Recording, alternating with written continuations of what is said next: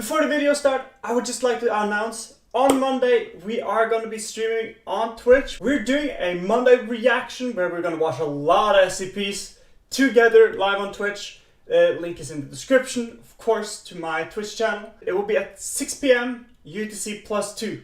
Hope to see you there. Now, enjoy the video. Today we're going to watch SCP-1730. What happened at Site 13? So without further ado, let's jump into it. SCP-1730. What happened to Site 13? For the greater good is a phrase that has been used in various forms throughout history to justify certain actions that would normally be considered abhorrent. The SCP Foundation in general, of course, operates largely on this principle throughout most of their work, but often is the case where the Foundation is ultimately correct in their choice of actions.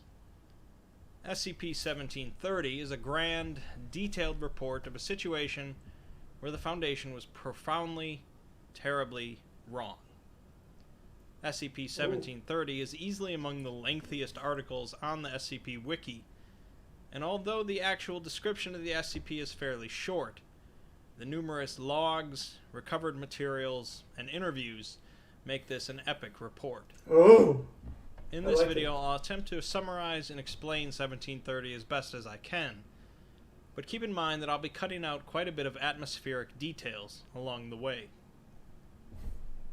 SCP-1730 ultimately both asks and answers the question of what exactly happened to Site-13, and we see immediately that 1730 is listed as neutralized, meaning that it's either been destroyed, its anomalous properties have been removed, or it is no longer a part of our existence. 1730 itself is a large complex of structures, with identifying markers showing that it was known as the SCP Foundation's Site-13. Foundation records, however, show that Site-13 was originally planned to be built, but the plans were scrapped. The site was going to be built in Alaska, which seems to be where 1730 is from, which makes it stranger that it is located in Texas. Wait, what? The site seems long abandoned, is in a severe state of disrepair, and there are a number of fuel leaks and fires throughout the facility due to the power generator continuing to operate in a damaged state. Despite this, there is believed to be human survivors somewhere in the lower parts of the facility, as messages have been found on walls throughout the site, including the words danger, bleed, and the phrase, what happened to Site-13? The Foundation has established a simple containment procedure due to the site's remote location, but ultimately they decided to send in some teams to properly explore it. Our first piece of major info comes from a recovered log from a recovery team working for Site-13. They were apparently sent to retrieve and recontain an anomaly, and the log describes the anomaly crawling into one of the team's mouths, causing blood to leak from every orifice. Afterwards, two anomalies come out of the body, with one drinking up all the blood, and the other going back into the dead body, reanimating it. The remainder of the team puts down their reanimated squad mate, but the writer of the log admits that they don't have much longer, says something that was expunged from the record, and states it's just a matter of time before it starts. Interestingly, the expunged section was removed because it was marked as a cognitohazard, something that is dangerous for some reason to an individual when recorded with any of the 5 senses, in this case, likely sight. The log describes the team using C4 explosives to blow up the wall, rendering something illegible, likely the cognitohazard, but says it doesn't matter because Jones already went quiet like the others, and they shoved him down an elevator shaft. Finally, it mentions how someone started up the Thresher, which we'll learn about later. Thresher. The next piece of info is an automated message describing the states of the various systems of Site-13. We see that it was sent minutes before an electrical disturbance and an explosion in the power relay, and shows that nearly every system is offline or compromised, including the Keter-class containment systems. Additionally, the Euclid-class containment systems and the reactor are both in critical status. Finally, we're brought into the present, with the exploration log transcript for the first team sent into Site-13 by the Foundation. Who? The team is the D-12 What? sent into Site-13 by the Foundation. I got so many questions already. I mean, we're like 4-ish minutes into the video, and I feel like I don't understand what the fuck's going on. Dude, I honestly, don't get me wrong, I think this SCP is going to be brilliant. But I wish they explained what the SCP is first, if possible. It might be that it's not possible. They said it's a cognito hazard, and that there's something that goes in other people's mouths, dude, and control them and makes them, yeah, right? But other than that, they haven't really said what the fuck it is. Is SCP-1730, is it sort of a sickness? Is it like a virus, like an animal? Is it like what is it? You know what I'm saying? I mean, to be fair, it might just be that they don't know how to explain it. It's not one thing, it's like multiple weird things and then not coherent. And then it's like, okay, granted, I get it, why you didn't have a description, but I gotta be honest, I do prefer a description first, because then I know what we're talking about, because now it's so elusive, I'm struggling to like put together what the fuck's going on, honestly. But you know, that's part of the fun too, part of the mystery. It's not always that you know what's going on with the SCP, with the SCPs that we encounter. So, I guess a big cup of patience, and let's keep rolling. The team is the D-12 Mobile Task Force, known as the Mudslingers, and consists of 6 members, including the captain. They enter through the unlocked front doors, switch on their lights due to the darkness, and immediately find messages written on the walls, including the ominous phrase, "Don't look at the walls." They find a service elevator that's still powered, and descend to the 3rd basement level. The team splits up to search the floor, finding that the rooms are filthy, due to being covered in some sort of metallic-smelling sludge. Oh. They see a makeshift barricade next to a door, and they also find a few bodies, half submerged in the sludge. A snake-like creature emerged from one of the bodies' mouths, which they immediately terminated, and discovered that the bodies were in fact hollow. The team agrees to return to the elevator, only to find the layout of the floor has changed, meaning they are either hallucinating or the building is physically changing. They head down a hallway, which seems to be much longer than the building's schematics show, and break down a door into an office. They find a naked human, with fire seemingly burning out of its ears. What? An intense white light, the sound of searing meat, and static from the team's microphones is all Site Command receives for over a minute, until they also hear the sound of slithering, a cry, and choking sounds. Other strange sounds come through the microphone until the other 2 members who had split away from the group finally respond. They are currently waiting near the elevator and thought their radios had stopped working, until suddenly their camera feeds show them in a different room, with one of them hanging upside down, facing each other, and both are completely stark white. Blood from their mouth, nostrils, and eyes cover their faces, and a large object moves in the background, accompanied by the sound of slithering from multiple directions. One of the team members opens their eyes, and the video and audio feeds cut out. This was the last Site Command heard from the Mudslingers. Clearly, exploration of the main structure was going to prove to be quite dangerous, so until the Foundation could set up a more prepared second attempt, they decided to send in a small team to the power station to assess the damage. Sorry for that. That is wild, dude. They're just... Okay, I get it now. There's so much ghostly, demonic shit happening on this place, they don't know really what to call it. That's why it's so elusive in its description. Granted, I get it now. I should have known, but, you know. Just to refresh the memory. A cognito hazard, isn't that when you acquire information about it through some sense? Isn't that when it's like, ooh, no. And I wonder, what do you think? Is it the building that's changing? Or is it the mind of the people that's like wacko when they go in? You know? I think it's the mind of the people that is like crazy, right? Because they reported, "Hey yo, dude, I'm standing in the elevator," right? And then they see on the video feed they're in an entirely different room, hanging upside down of each other, right? Like, hello? It's rather curious, wouldn't you say? Let's keep going though.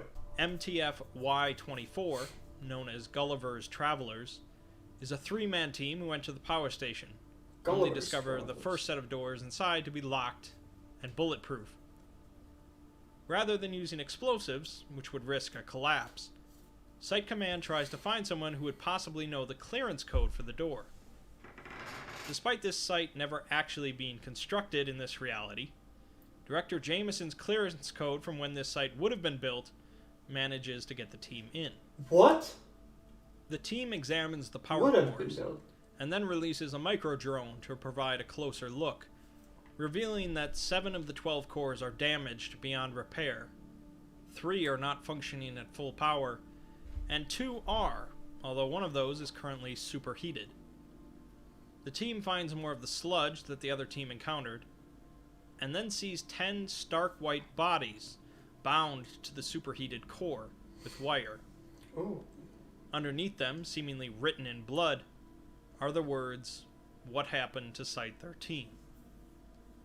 The team descends a stairwell, finding a door at the bottom that has been pried open, and discover a disgusting smell before their camera feeds begin to distort. Oh, they smelled it! The audio feed then cuts out completely, and Site Command only receives intermittent communications for 15 minutes, during which the team seems to be encountering more of the dead humans covered in sludge. Finally, it seems as if they encounter one that appears to be alive, before Site Command totally loses contact with the team. The recovered sludge from the micro-drone appears to be blood and power core residue mixed with an unknown biological matter. 1 week later, the team's video feed comes back online for 13 seconds, during which it shows a number of humans standing and looking down at a table. The Foundation still needed more time to prepare for the next exploration team, and so decided to send in an unmanned drone to hopefully investigate the lower floors of the main complex. Just a quick one. What does it mean that it wasn't originally constructed there? Does it mean like that the building... Does it mean like the building appeared? Like, out of nowhere? Hello? Because he said like... Wait. I'm pretty sure he said something on the lines of it wasn't constructed here. It's not supposed... it wasn't supposed to be there yet. I might be wrong on this one. But it did sound to me like the whole thing wasn't constructed there. Like, it wasn't made in our universe, if you will. It appeared. Actually, a step further. It's gonna be built. Right? Because it was like... That was the weird part, right? Because he talked about it like it was... He talked about it like it was a building that was supposed to appear in the future. Not something that was already there. Am I wrong on this? Is my English just that bad I didn't get it? Or was that what he meant? I don't know. The drone was launched through the same door that the first team entered, and began to descend in the elevator towards the lowest basement floor. After descending 7 floors, a power failure causes the elevator to stop, and so the drone forces the doors open, and descends manually to the 8th basement floor, a Euclid containment wing.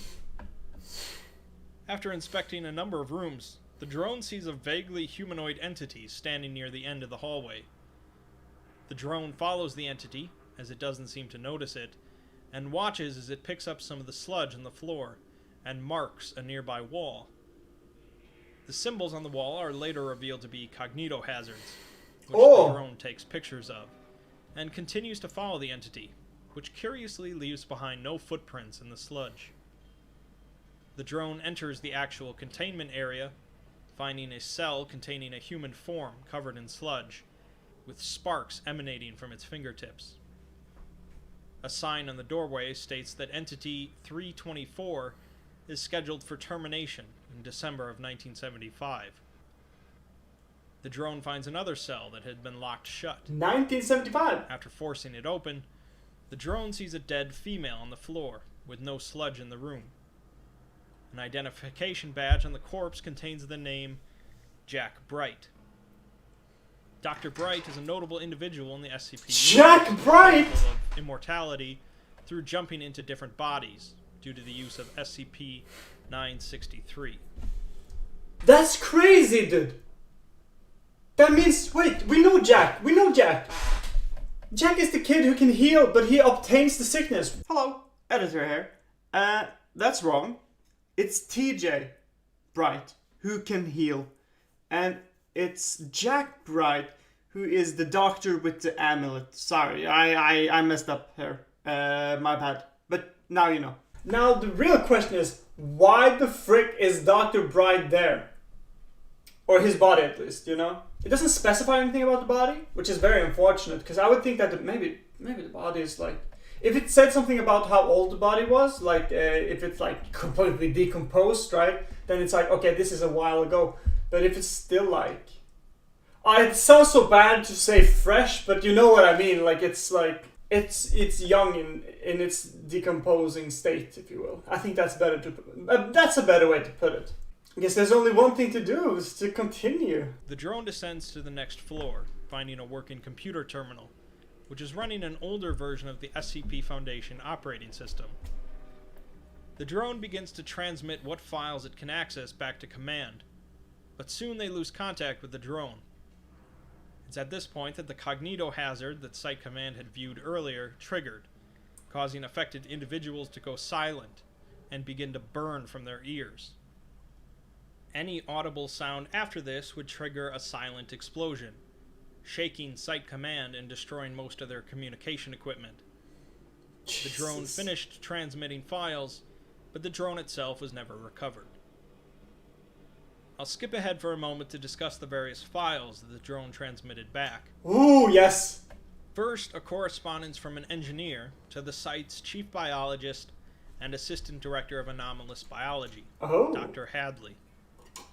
Hadley was apparently working with the mysterious Thresher device, and the engineer informed her that although the reactors could surge to power the device, the reactors would likely not survive the process. The engineer goes on to say that the Thresher device is still wildly unstable, and utilization of it would likely destabilize local reality.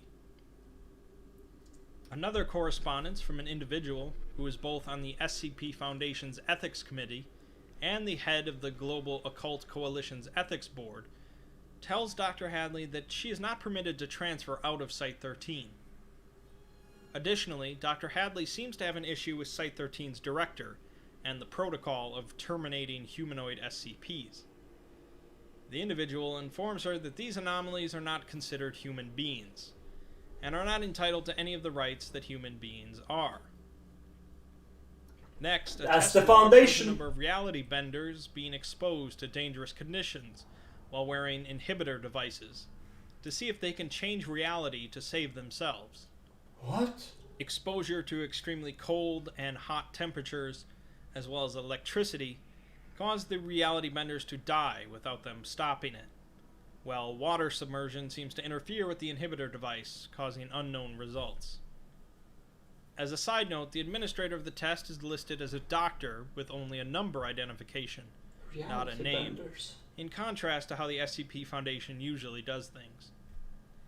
A message from one engineer to another discusses a buildup of toxic waste in the pit beneath the reactors. The waste is supposed to be piped off-site, but keeps getting built up, which will likely lead to a very serious issue. A note from Director Emerson states that the entire humanoid wing of the facility is to be promptly terminated by electrocution and incineration. It's this process that is seemingly causing the buildup of waste. Another message from an engineer to Dr. Hadley says that he altered termination records for a leech boy that was taken down to the pit. Since the output of the pit is still blocked up, he won't go anywhere. Finally, we get a message from Dr. Hadley to Director Emerson, in which we get a number of new details.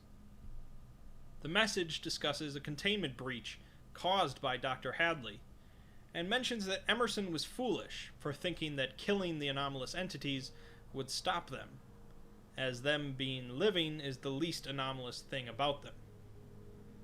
Dr. Hadley goes on to discuss a young boy named Elijah, who subsisted only on blood and could drink it through someone's skin, much like a leech. What? He had the mental capacity of a toddler and did not choose to be this way, but Emerson had him incinerated like the rest. Jesus. Of course, the incineration didn't actually kill Elijah, and him interacting with the bloody sludge caused a highly anomalous process to occur, in which the dead SCPs returned, in a way. In addition to this, of course, the Thresher device was eventually activated, causing the local reality of the site to heavily distort, leading to one highly anomalous facility. The Foundation still needed a more complete understanding of the facility, however, and so another team was sent in to explore its depths. This team, MTF Z9, called Mole Rats, were specifically experienced in exploring anomalous locations, so they would be best prepared for the reality warping effects inside. The 5-man team entered the main structure, equipped with helmets that would filter out any of the writing on the walls to avoid cognito hazards. They descend the stairs to the 6th basement level and begin to explore the floor, walking past sludge and bodies, when suddenly the floor collapses underneath one of the team members, Z9-4. Oh. The fall injures his leg, leaving him immobile, and the rest of the team look for a stairwell to descend. The injured member begins to hear slithering sounds around him, unable to see his surroundings. Gunshots ring out through the facility as one of the members, Z9-3, watching his injured teammate, sees a leech-like creature approaching him. The creature enters Z9-4's mouth and begins sliding down his throat. Dude. Z9-3 attempts to shoot the creature, but misses, and asks the captain for permission to shoot Z9-4 to put him out of his misery.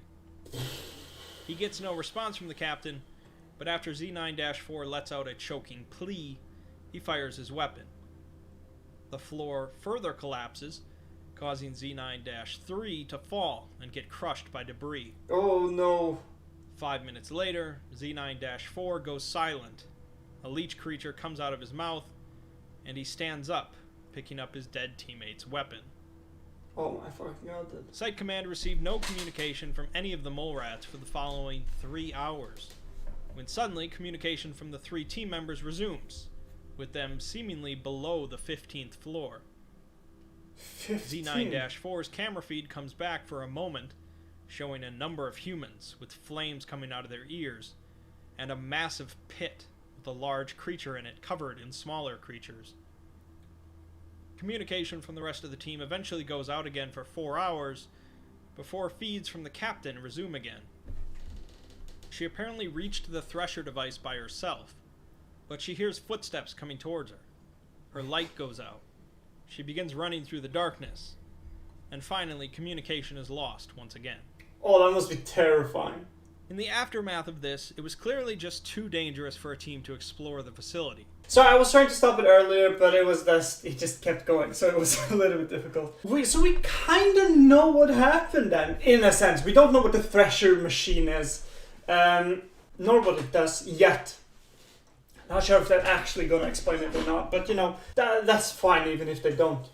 However, sending that little boy with the leech thing in the incinerator with a bunch of other SCPs that pull them back to life in a sense, we don't really know exactly, but in a sense brought them back to life. I think emerged. I think that's the sludge you see on the walls. I'm pretty certain that's like the sludge thing, right? That they sort of, with the fire, they fucking infused, you know?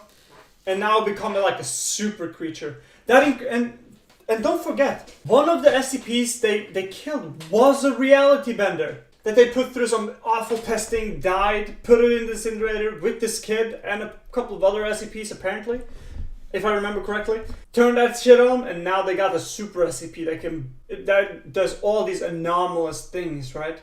I wonder what SCP there was that they blended in with the reality bender and the leech kid. That is the cognito hazard, if you will. Like, where did the cognito hazard itself come from, right? We have the leech thing, which seems to be represented by an actual leech as you go through, which is quite interesting, right? A blood-sucking thing that goes into a person's mouth, right? Ugh, some disgusting shit.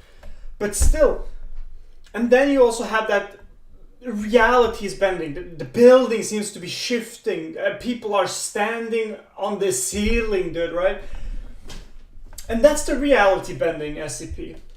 Now, what is causing the cognito hazard one? I'm not sure yet. It's probably one of the other SCPs that they haven't identified that was in the incinerating machine with the other two, I believe. Though I can't say for certain. I feel like that completes the corner of the puzzle piece, if that makes sense, right? Like, we understand where it comes from, ish, and what's going on, halfly, right? There's still a lot of questions, like, what is with the reactor, what's with the thresher, what's with the goo that leaks out of the thresher, or the reactor, was it? I think it might be the reactor. What is causing the cognito hazard? Like, there's a lot of loose threads still. Maybe something more is going to be revealed as we go along in the logs, though. So I guess the only thing we can do is hope for the best, but you know. And so that would have likely been the end of the Foundation's research on 1730. However, one morning, monitoring equipment picked up a looped transmission coming from the facility. The transmission was from a doctor who worked at Site 13, who claimed that there were 12 people still alive in the facility, surrounded by hostiles and running out of supplies. Since the doctor claimed that the transmission would stop looping once he was dead, it seems that for the time being, there were living humans still in there. Oh. In light of this, the Foundation cleared a rescue mission. Really? This is when things get really interesting. Oh, let's go! Another 5-man team was sent in to continue exploring the facility, and hopefully locate the survivors using the coordinates transmitted by the doctor. The team, MTF Apollo-3, Game Wardens, entered the main structure and went straight to the stairwell, hoping to use it to descend to the bottom floor. After traveling down it for nearly 10 minutes, the team finds that the bottom of the staircase is missing, abruptly cutting off into some sort of liquid void. Site Command informs them they are actually about 15 meters below where they thought the stairwell ended. The liquid begins to rise, forcing the team to ascend the stairs, although one of the team members gets his legs enveloped by the void. After pulling him out and up to the next floor, they find that his legs have been cleanly severed at the knees, but he can still feel them as if they were there, and most anomalously, he can actually stand. What? They pass their hands underneath him, and he appears to be simply floating, without feeling any different than normal. The team explores the floor, finding a rotting corpse they seem to recognize as their friend Zachary, unaware that it is dead. This is seemingly SCP-1730, and its anomalous effects are going through the team's visors designed to filter out cognito hazards. The team continues to chat with the corpse until Site Command finally updates their visors, and they realize that it's just a body. They soon encounter a shimmering humanoid entity approaching them, warping the environment around it. One of the team members is apparently caught in its field of effect, hanging and twisting behind it. The team fires on the entity, but the bullets simply spin around it. The entity proceeds to attack one of the members with an appendage, but they deploy a miniature reality anchor, causing the entity to disperse. Oh. They find the member that was caught in its field and is now partially fused with the wall, ceiling, and floor, presumably dead. The team decides to continue on, as it seems just as risky to attempt to leave, and they eventually enter a communications room. A screen flickers on, revealing a standard containment cell containing a single figure. One of the team members recognizes the figure as SCP-993, Bobble the Clown. They begin SCP-993. Sorry, I had to write it down. They begin conversing with the figure, who claims that it is not Bobble, but a thing that used to be Bobble. The figure claims that Director Emerson played with the strings of the universe and broke them. It goes on to say that every anomalous thing that the Foundation could find and the Coalition could catch were brought to Site-13 in order to be fed to the meat grinder, unless there was something to gain first. Oh. The figure seems to be heavily disfigured and distorted, and possesses an extreme animosity for Director Emerson, but the team moves on. So that might mean that the Thresher itself is something that I think it nearly seems like the Thresher machine that they're talking about isn't. I don't know if I would call it an SCP, but it's at least a machine that destroys anomalous things, right?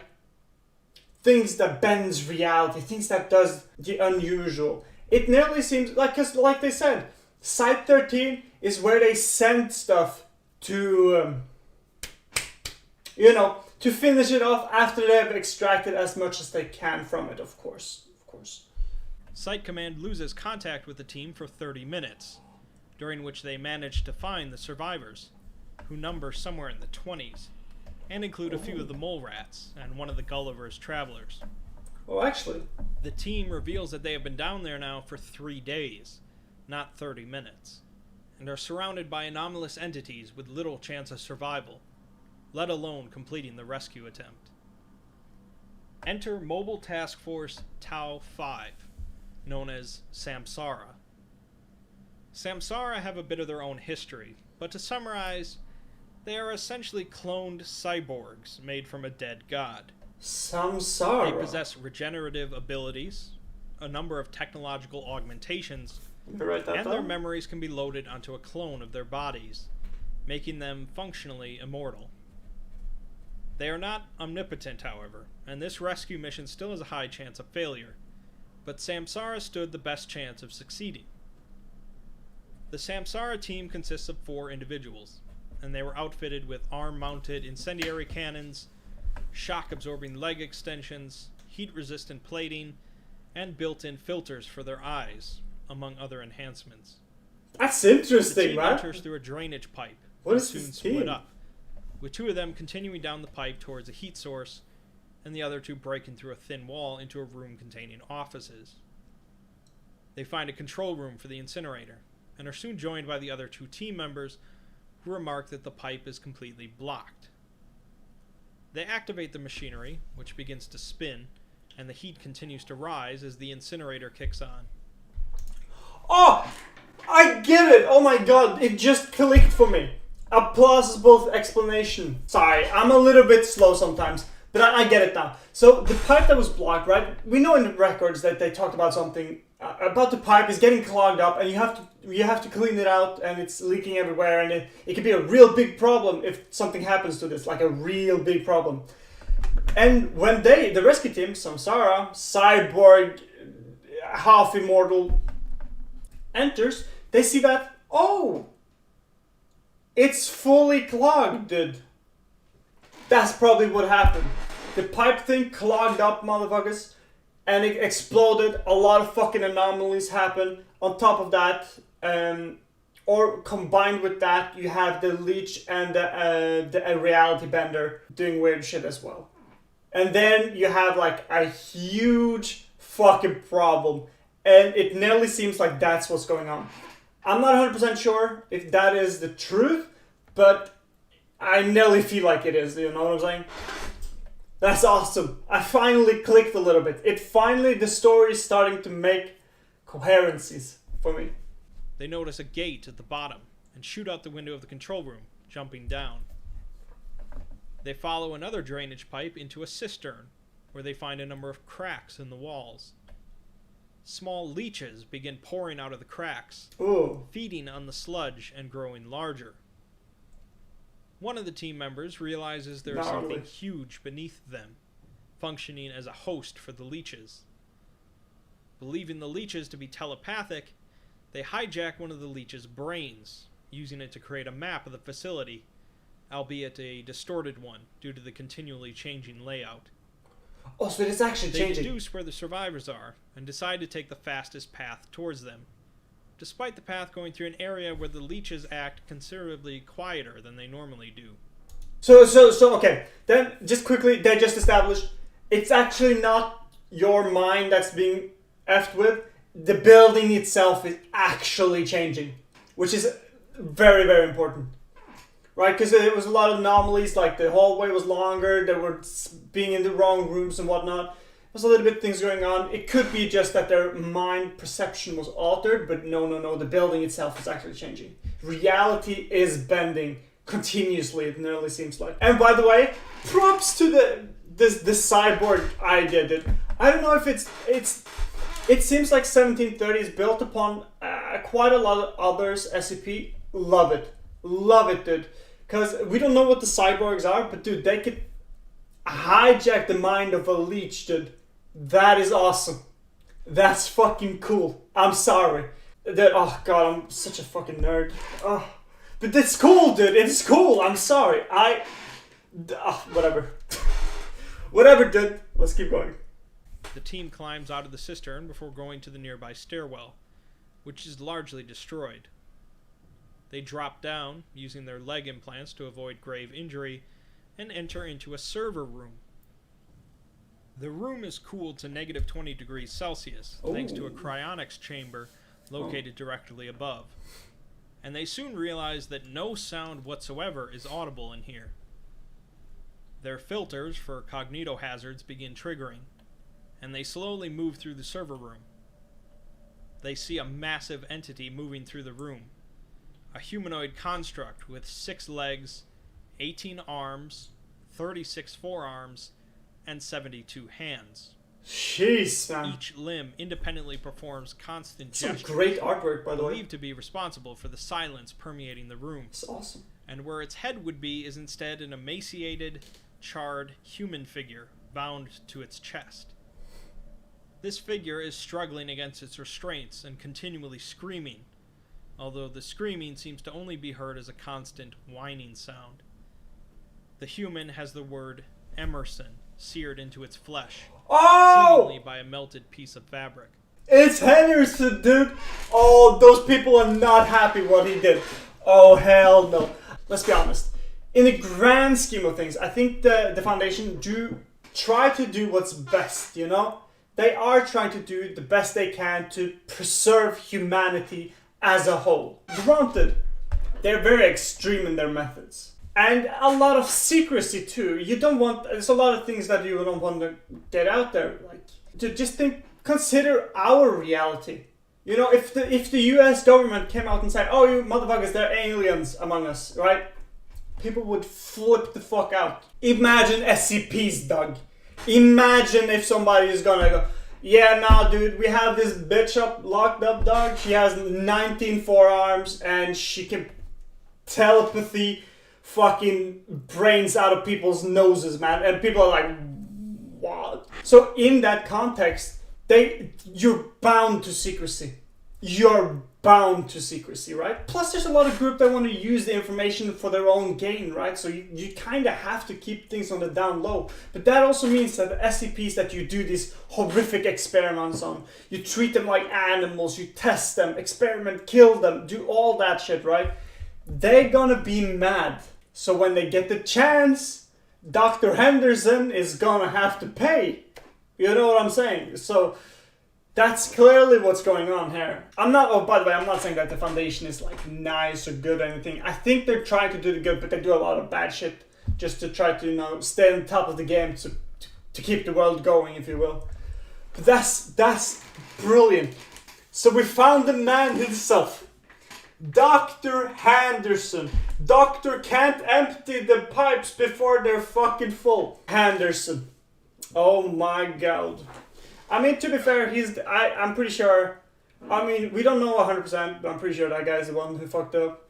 So, you know, if you fuck up, you pay the price. So, you know, it is what it is. But let's keep going. This entity of which they're speaking is so fascinating.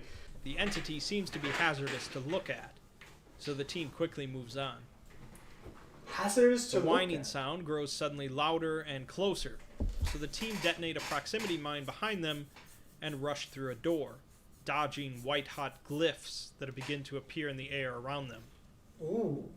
One of the team members loses an arm in the process, but they quickly flee from the server room, and sound resumes. But they can regen, right? They soon find the survivors, with one of the mole rats referring to Samsara as the Power Rangers. The leeches begin to come out of nearby cracks in the walls, and the mission changes now from search to rescue. Oh. The extraction process begins, with 11 MTF members and 27 staff members of Site-13, a number of which were significantly injured.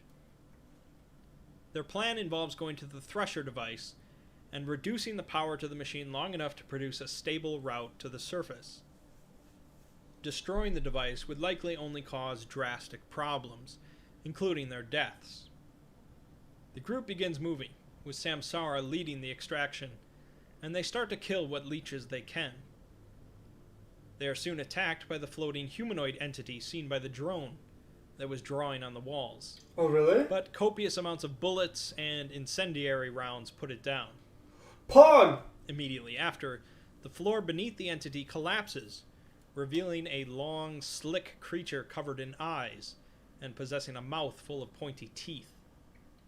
It devours the corpse of the humanoid, and a large number of leeches are propelled towards the group.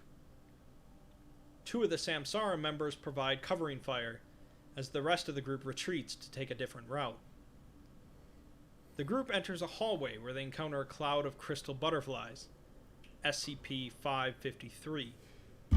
Stop! SCP-553, dude.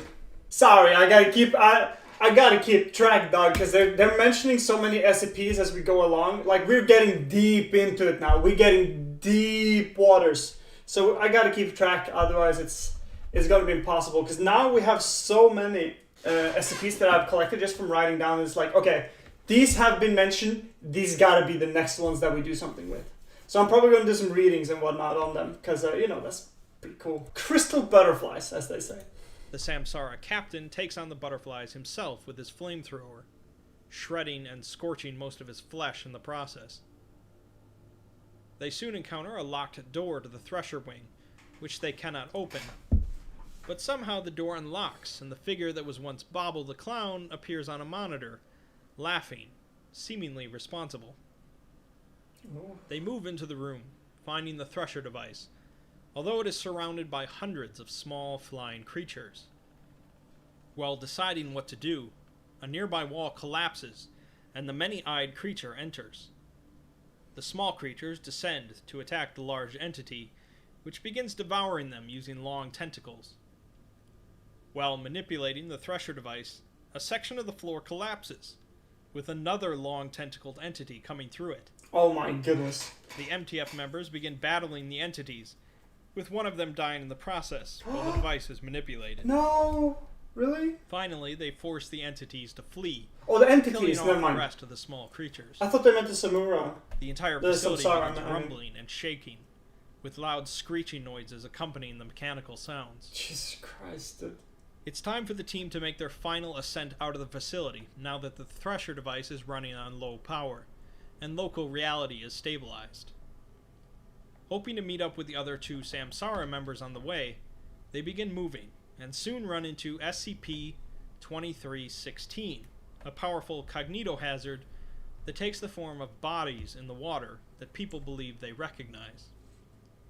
Samsara keeps the group moving, and they enter into a large garage, where they encounter a massive mechanical construct, seemingly controlled by SCP-1370, who attempts SCP-1370. SCP... who attempts to intimidate scary. them by claiming to be the Herald of Destruction. A Samsara member easily destroys the small robot controlling the construct, and they meet up with the other 2 members. They hear a large crashing sound below them, and the floor begins to buckle, so the group flees, losing a researcher in the process. At the bottom of the massive hole is a tremendous black mass, completely covered in red eyes, with several other large black masses extending from it. Presumably, this is Elijah, the leech boy. The group flee, chased through the facility by black tendrils coming from the hole. The leech boy. And they find themselves trapped with no way to ascend.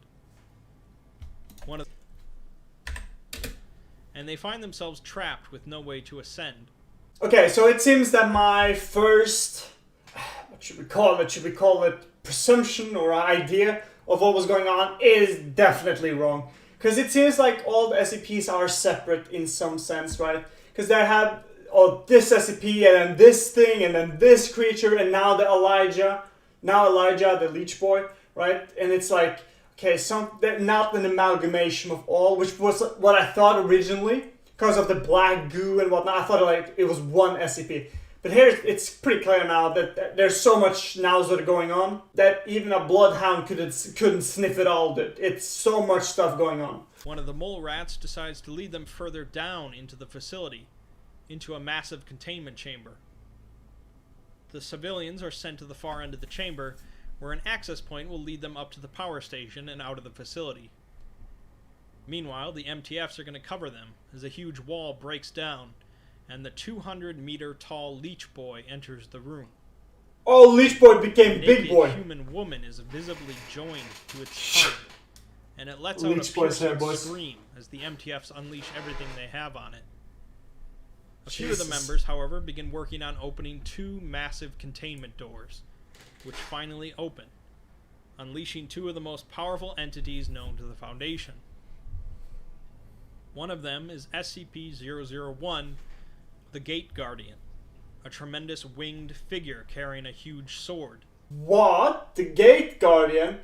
Dude, an SCP-001. We haven't seen... If you're new to this adventure that you joined me on, I believe we heard about the Gate Guardian in the introduction to the SCP Foundation, which is like 3 weeks ago since we saw that video together.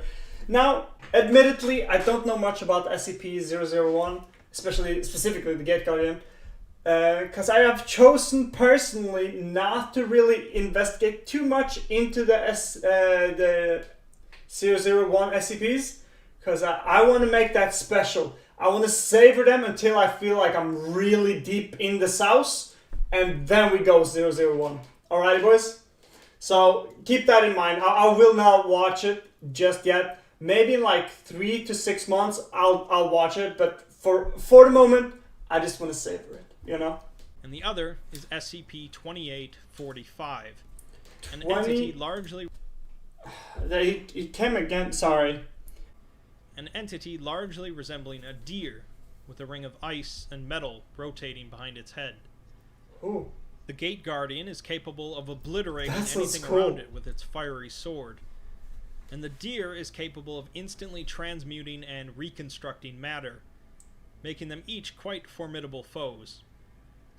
The three entities begin an unimaginable battle with each other as the MTFs flee towards the civilians. The stairway upwards is damaged by metallic cylinders that come crashing through, killing the Samsara captain. Oh, The no! leader of the Mole Rats decides to stay behind to buy the group more time, and she's joined by one of the Samsara members as the rest of the group makes it to the surface. The two MTF members that stay behind go back to the Thresher device, turning it to full power as the Mole Rat captain laughs hysterically and wildly fires her weapon at the Leech Boy. The people above ground hear a deafening, crackling sound. The area around the facility begins to distort, and suddenly, Site-13 is gone, leaving behind an immense crater. No further transmissions are received, and It's gone! SCP-1730 is marked as neutralized. All that remains is the debriefing then. One of the Game Warden members seems severely traumatized, but the captain of Samsara considers the mission a success, Wait, although he seems mournful of the Mole Rat leader's demise. so I'm sorry, Captain The died. Game Warden member, who seemingly lost their legs Wait, but what? can still stand, remarks that it doesn't feel like a phantom pain, as he can actually feel his legs, and occasionally feels something wet and furry brushing past them. Ooh. The interview with the Samsara member that went with the mole rat captain reveals that they went to a server room and disabled their cameras because they were apparently given a vision, which they believed to be a cognitohazard. They were standing on a precipice overlooking a vast area where countless humans screamed, each of them missing their hands, while the sky above them burned. A falling star scorched billions of corpses, and in the middle of the star was the many-armed entity they encountered earlier. They were given visions of coils of fire and storms of souls, a hole at the center of the universe, and a god of nightmares. The Samsara member looked away, but the mole rat captain kept watching, and afterwards went to the thresher device and activated it, saying that she needed to bury the things she saw in darkness, while laughing and crying. Finally, we are given an interview with Dr. Scott, the Assistant Director of Temporal Studies at Site-13, who gives a history of the site as well as the alternate timeline from his reality. Plans for Site-13 began after the Foundation recovered the body of a massive, dead sea creature that they could not contain, and so Site-13 was built in a remote location in Alaska and was larger than any facility at the time. After a terrorist used an anomaly to cause an explosion resulting in thousands of deaths, the US government cut all of their funding to the Foundation. A former staff member of President Dole, named Paul Manafort, was appointed Secretary General of the Global Occult Coalition and organized a partnership with the Foundation. The GOC eventually gained control of the Foundation, and they once again received funding from the US as well as the United Nations. Site-13 was the premier containment facility for the Foundation, and was continually being expanded. Emerson eventually became the site director, and began doing terrible things, supposedly under orders from Manafort. The incinerator was built, originally just to dispose of the body of the massive sea creature, but they began using it for everything, as well as doing invasive testing on anomalous creatures and humanoids. Vivisections began, and although the ethics committee tried to step in, their chairman was dragged out and shot for being a traitor. The phrase, "for the greater good," was thrown around, and Scott claims that they eventually contained the Abrahamic God, possibly alluding to SCP-343, although he's not sure how they managed it. Dr. Hadley opposed Emerson's orders, and so she was brutally beaten by some guards one night, damaging her mind and leading her to cause the containment breach. Emerson came to Scott and asked him to turn on the highly experimental thresher device in order to stop this, but Scott refused and fled, gathering his team. Before they could leave the facility, however, the device was activated, warping reality. Scott counts himself as lucky for surviving at all, but believes that they could have been floating between dimensions for 1,000 years for all he knows. Now that the device has been reactivated, it's completely unknown when and where it will end up. Like I said, SCP-1730 is one of the longest articles on the entire SCP Wiki, but that alone does not make it memorable. It's memorable because it presents a fascinating tale of the Foundation going simply too far, largely as a result of the influence from the Global Occult Coalition, an organization focused on terminating anomalous items. There are plenty of real-world analogies from groups and organizations that have committed atrocities in the name of research, such as Unit 731, and so it's not far-fetched to believe that the same thing could happen in an anomalous universe. The author, DJ Cactus, took a relatively familiar and overdone concept, a strange, shifting location, and made it something utterly unique by incorporating a compelling backstory, numerous other SCPs, and a highly engaging rescue mission starring the Samsara team. As I mentioned, I cut out This a was lot good. of details and practically all of the dialogue, so I absolutely suggest going through this one on your own. Oh, to get really? the full experience. Maybe we should do What that. happened? Go through the dialogues.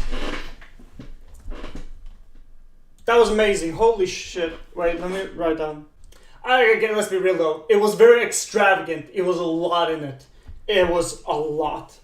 I mean, they mentioned a handful of SCPs, different teams. They mentioned like a Samsara that was like a cyborg thing, and there was a lot of stuff going on.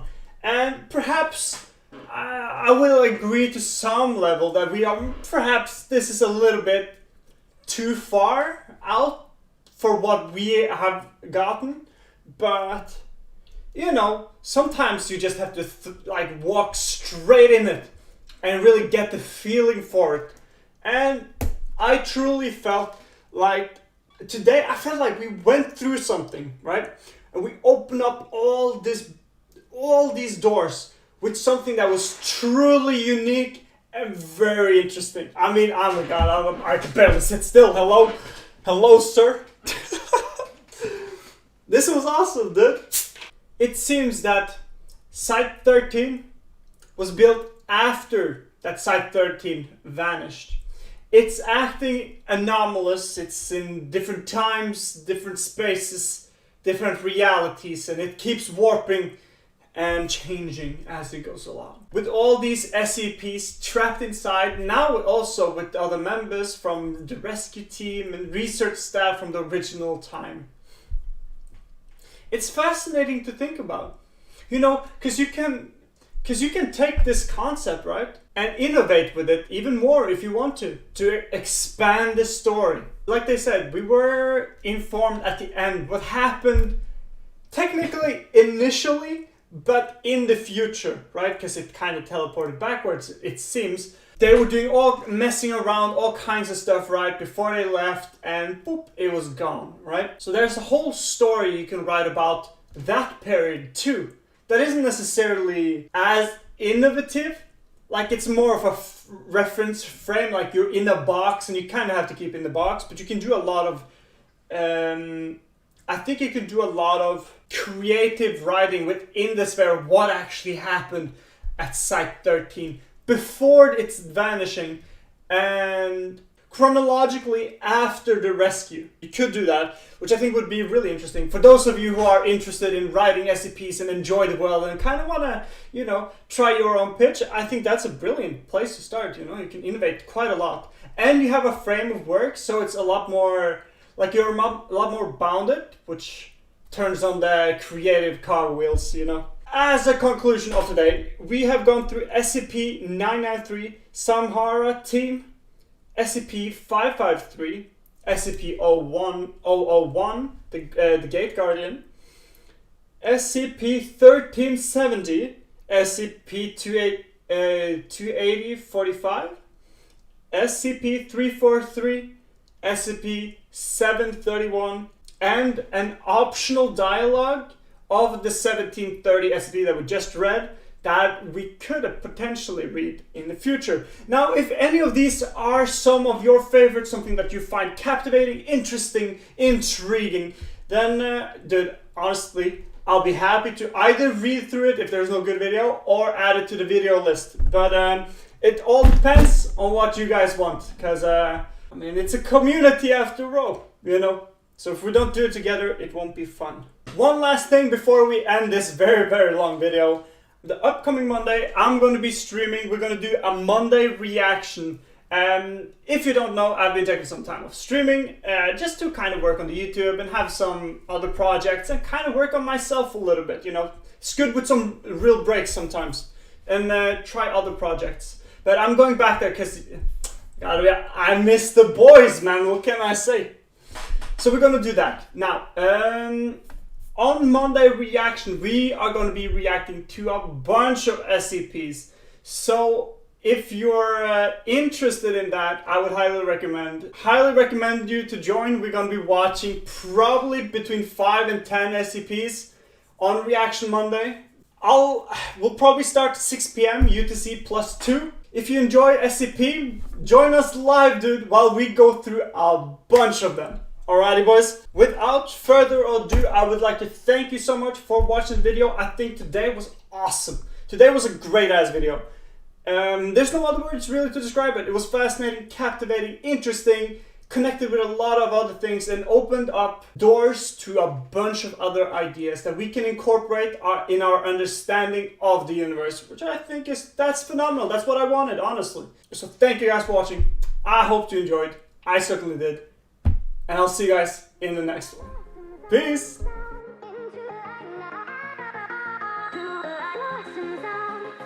Into